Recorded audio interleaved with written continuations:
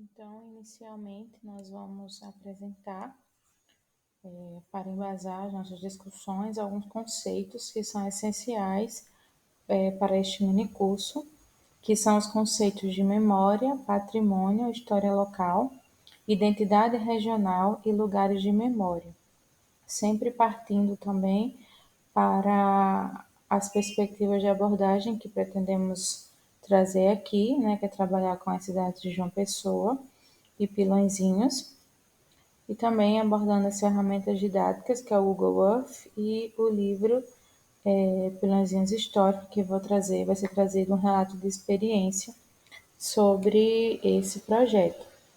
Então, partindo para os conceitos, nós vamos iniciar com o conceito de memória, né, que é um conceito bastante discutido pelos historiadores, né, pela historiografia como um todo.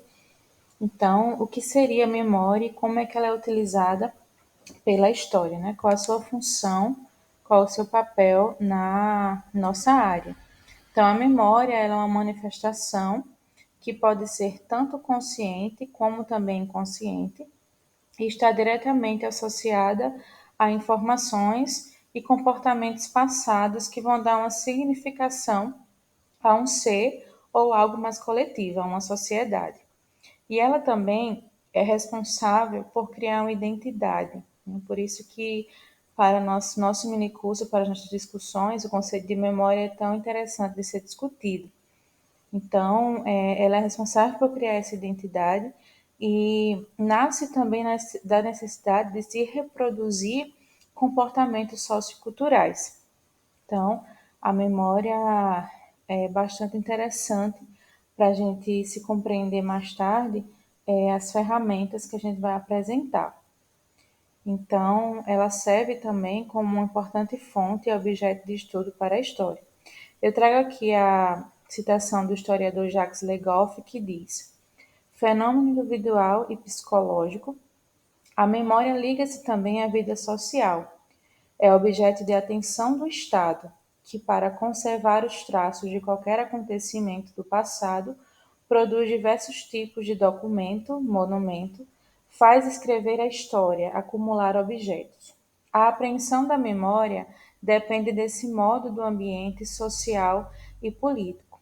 Então, nessa citação, Legoff ele associa diretamente o conceito de memória aos fatores políticos e sociais, né? Uma vez que a memória ela não está desassociada do seu contexto político, do seu contexto histórico, certo?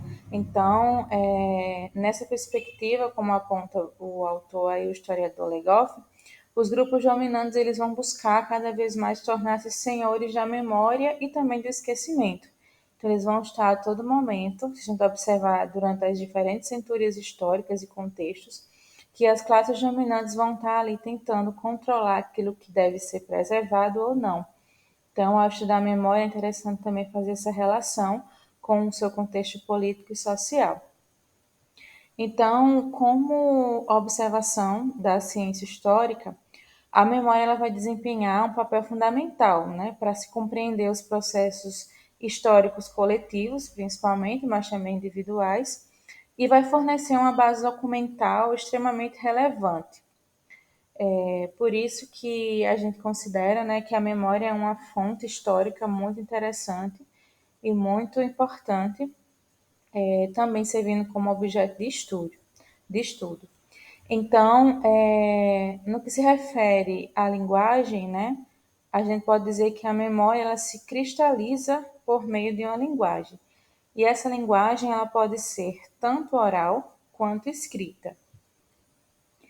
E existem duas formas de memória ligada à escrita, como trazemos aí no slide. A primeira é a comemoração, né, a celebração através de um monumento comemorativo de um acontecimento memorável, e o documento escrito em si, né? Todo documento tem em si um caráter de monumento e não existe uma memória coletiva bruta. Por quê? Porque envolve transformações e também processos históricos. É interessante destacar ainda que a memória ela pode ser tanto individual quanto coletiva. e a coletiva, que podemos dizer que é mais interessante para essas nossas discussões aqui do nosso mini curso, é de fundamental importância, né? Uma vez que ela vai exercer uma função social, ou seja, ela é empregada como fonte para se estudar as mentalidades, para se entender o imaginário de cada período, de cada contexto, para se entender também condutas, para se entender expressões étnico-culturais de um povo. Então, essa memória coletiva é muito interessante para se entender muitos aspectos da sociedade. E trago ainda mais uma citação do Jacques Legoff, que diz: a memória é um elemento essencial do que se costuma chamar identidade, individual ou coletiva. Mas a memória coletiva é não somente uma conquista, é também um instrumento e um objeto de poder. E ele continua em outra citação: a memória é um elemento, a memória na qual cresce a história, que por sua vez a alimenta, procura salvar o passado para servir ao presente e ao futuro. Devemos trabalhar de forma que a memória coletiva sirva para a libertação e não para a servidão dos homens, né? Então, dessa forma, essa memória, enquanto fonte e objeto de estudo da história, ela deve ser analisada a partir de uma perspectiva plural, ou seja, relacionando sempre com o contexto político e social, como já citamos anteriormente, e que sirva principalmente para conservar informações e contribuindo dessa forma para que o passado não seja totalmente esquecido. Então, sempre pensar nessas relações de poder que também se estabelecem para que a memória coletiva, principalmente, seja perpetuada, né? E sempre analisar a memória de forma crítica, né? Problematizar essas relações, que muitas vezes ela pode ser um instrumento de poder, pode servir para a servidão dos homens e não para a libertação deles. Então, sempre analisar a memória a partir dessa perspectiva, relacionando-a com seu contexto e problematizando-a também. E trazendo para o âmbito de ensino, para o âmbito pedagógico, o estudo da memória e sua relação com a história, ela possibilita que os estudantes eles ampliem seus conhecimentos sobre identidade, sobre memória social, sobre história social, sobre pertencimento, possibilitando-lhes também o domínio de vários conceitos, né? Esses conceitos que nós trabalhamos aqui. E também possibilita que eles vislumbrem uma pedagogia mais associada à memória social, né? Que pode também ser trabalhada em sala de aula para o enriquecimento das aulas de história. Além disso, né, esses conceitos possibilitam também que o aluno se sinta parte do processo histórico e não vendo a história como sendo apenas construída pelos heróis, pelas classes dominantes, como problematiza o Legoff, mas também sendo uma história mais plural, né? Uma história mais pluralizada e que envolva diferentes sujeitos.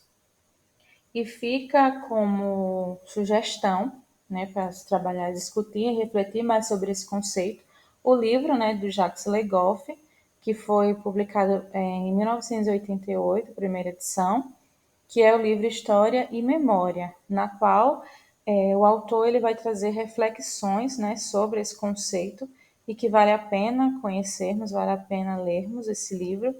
Ele vai iniciar a sua abordagem a partir de vários historiadores, começando com Heródoto, até chegar a historiadores mais recentes, reconstruindo a evolução do conceito de história e relacionando também com o conceito de memória. Ele vai apresentar, por uma nova perspectiva, as principais questões da historiografia contemporânea. Então, vale muito a pena conhecer e ler esse livro do Jacques Legoff.